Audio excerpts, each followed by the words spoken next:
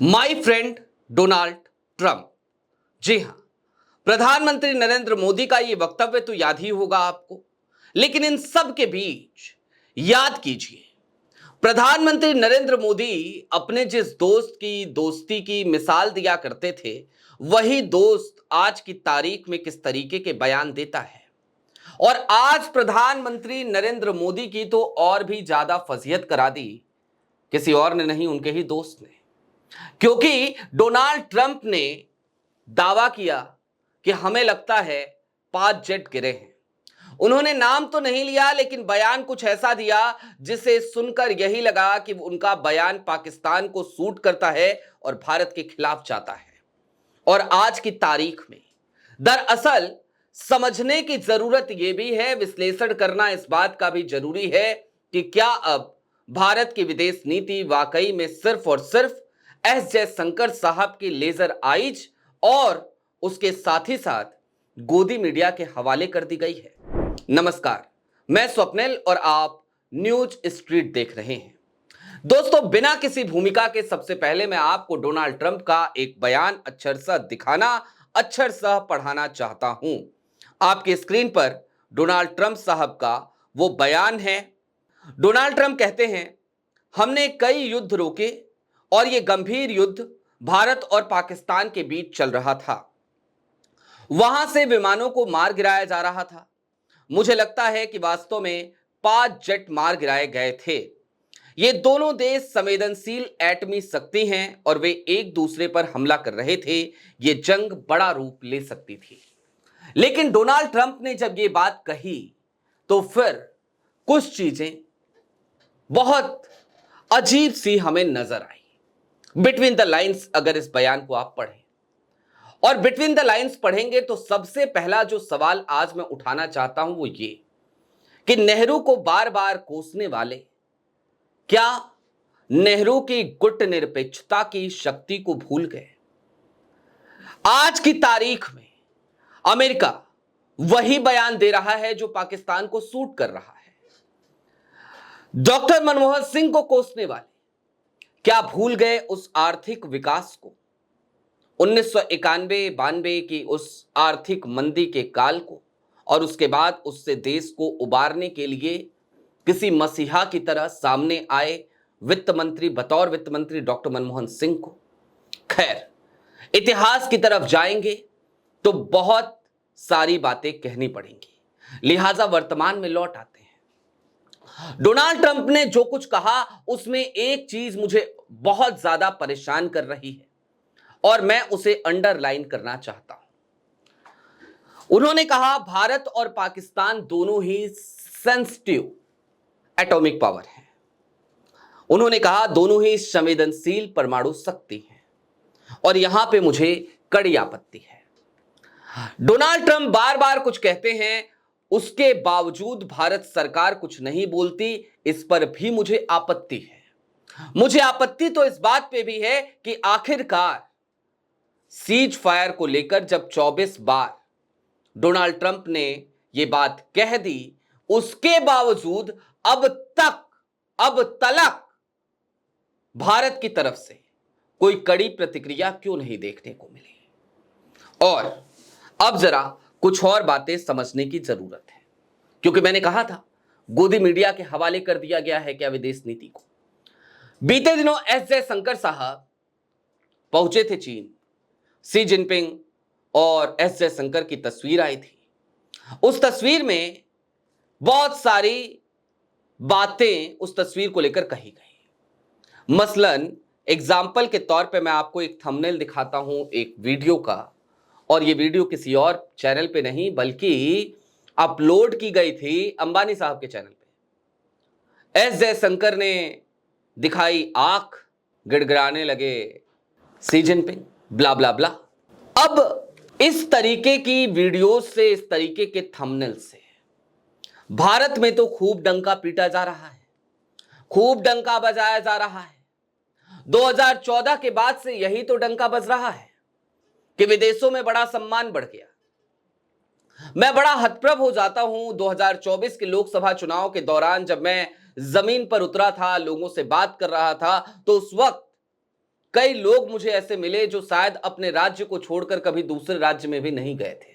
जी हां, मैं बड़े दावे के साथ यह बात कह रहा हूं। ऐसे लोग जो अपने राज्य को छोड़कर दूसरे राज्य में भी कभी नहीं गए होंगे, और ऐसे ऐसे लोग भी जिनके पास पासपोर्ट ही नहीं है, वो तमाम लोग ये दम भर रहे थे, ये बात कह रहे थे कि भैया देखो, मोदी जी आए हैं तो कुछ हुआ हो ना हुआ हो, विदेशों में भारत का सम्मान बढ़ा है। तो विदेशों में भारत का सम्मान बढ़ा है, ये बात उन्हें पता चली तो चली कैसे? जाहिर सी बात है, प्रचार तंत्र से, गोदी मीडिया के तंत्र से। लेकिन गोदी मीडिया के तंत्र और प्रचार तंत्र के जरिए यदि विदेश नीति चलेगी तो उसका हश्र तो यही होगा। देश में भले ही वो लोग ये कहते रहे कि बड़ा डंका बज रहा है भारत का बाहर, लेकिन भारत के भीतर तो यही सारी तस्वीरें दिखाई देंगी, यही सारे सवाल तो खड़े होंगे।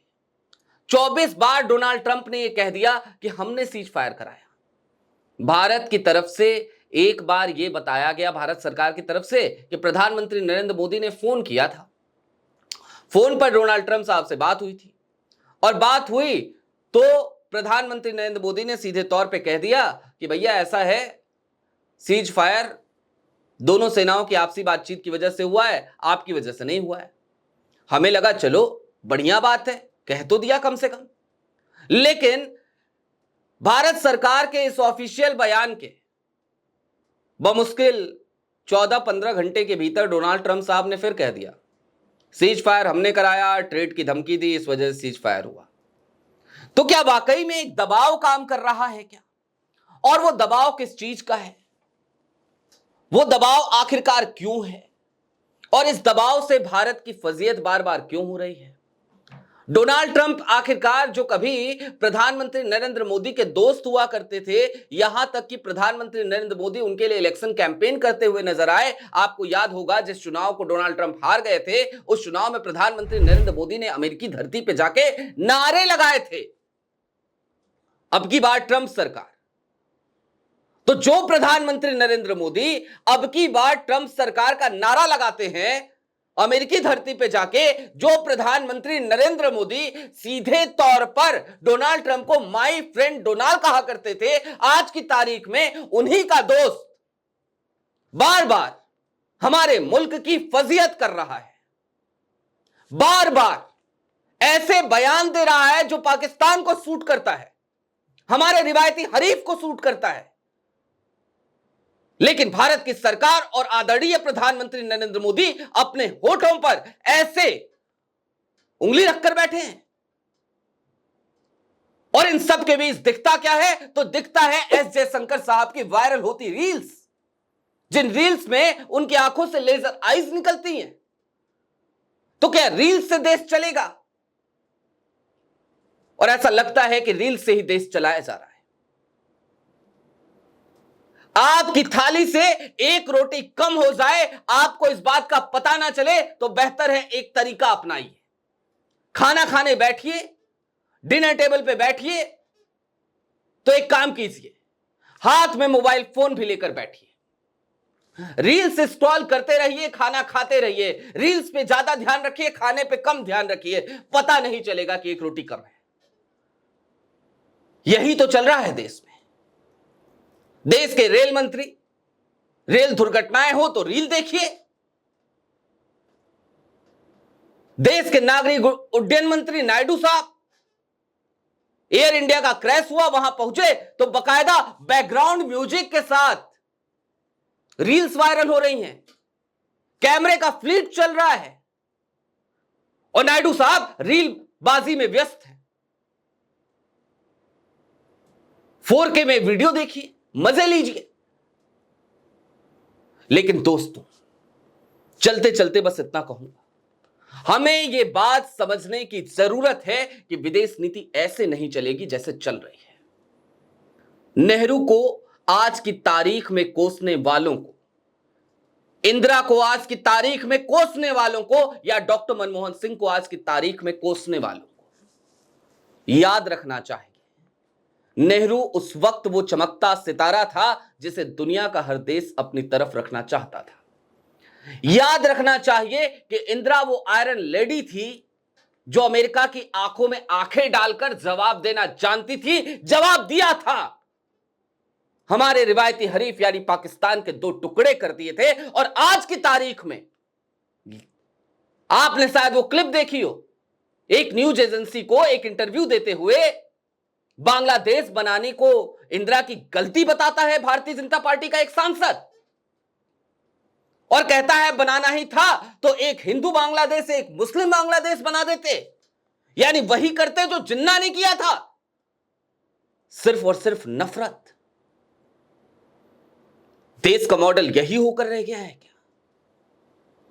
चलते चलते बस इतना समझिए कि डोनाल्ड ट्रंप बार बार बेइज्जत कर रहे हैं और मोदी जी मुंह पर उंगली लगाए बैठे हैं। तो इसके पीछे क्या वजह है, वो या तो प्रधानमंत्री नरेंद्र मोदी जानते हैं, या तो उनके कुछ करीबी जानते हैं, या फिर कि डोनाल्ड ट्रंप जानते हैं कि वो ऐसे आर्म ट्विस्ट क्यों कर पा रहे हैं। अभी के लिए दीजिए इजाजत। ऐसे ही तमाम अपडेट्स, तमाम डेवलपमेंट्स के लिए जुड़े रहिए न्यूज स्ट्रीट के साथ। शुक्रिया।